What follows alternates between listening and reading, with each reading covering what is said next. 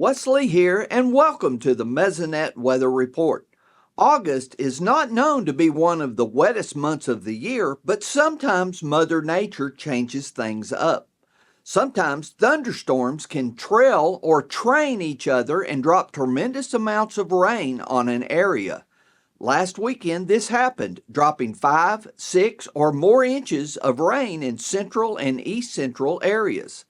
This 5-day map from midweek shows most mesonet sites other than the far southwest saw decent rainfall. The dark red splotches on the map show where these training rain events happened. Our soil was extremely dry before the event, near the bottom end of the scale on our fractional water index maps. Now you can see where these two heavy rain events change things on this map looking at the 10-inch depth. Green, 0.9s and 1s, the top end of the scale, are now common in the central part of the state. I like to look at the fractional water index because I get a feeling of how deep the rainfall percolated into the soil. Here at our Washington site that received 5+ inches of rain, all of our sensor depths recovered to great levels. Comparing this to the site of Breckenridge, where only about a 1/2 inch of rain was recorded, soil moisture didn't make it down past a few inches. Gary is up next with some changes to the latest drought map.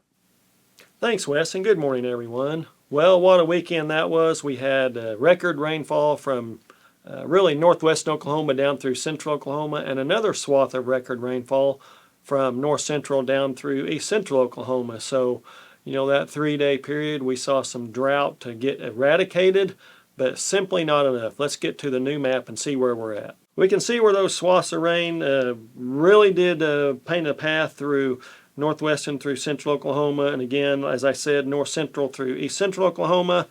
We will do some more improvements next week. We're sort of limited to a 1-category improvement each week on the drought monitor. But unfortunately, we also had some intensification down across southwest Oklahoma. We saw that area of severe drought start to grow once again. Also a little bit of more moderate drought in south central and also far southeastern Oklahoma. That does show up on the 30-day rainfall map from the Oklahoma Mesonet, again from northwestern down through central Oklahoma and up there in the northeastern part of the state.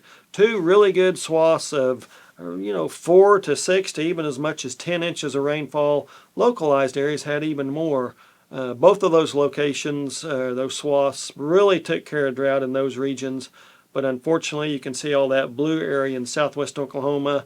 That's an area where we simply didn't get, hardly any rainfall, but simply not enough. And we look at the percent of normal rainfall map for that same time frame. Pretty easy to see the problem areas, especially southwest Oklahoma. Over the last 30 days, much of that area has seen less than 25% of normal rainfall.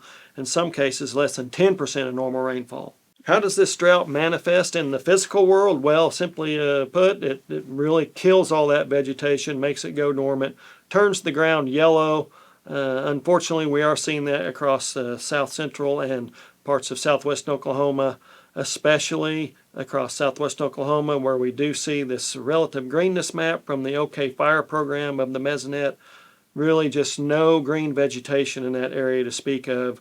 And really that corner of the state just looks like like it would in winter. So not good for that part of the state, and that's why we saw that intensification from moderate to severe drought. We could use a few more weekends like that last one, not with the flooding, but with all those good rains. Don't see it coming up over the next week or two, but you never know, it might be just around the corner.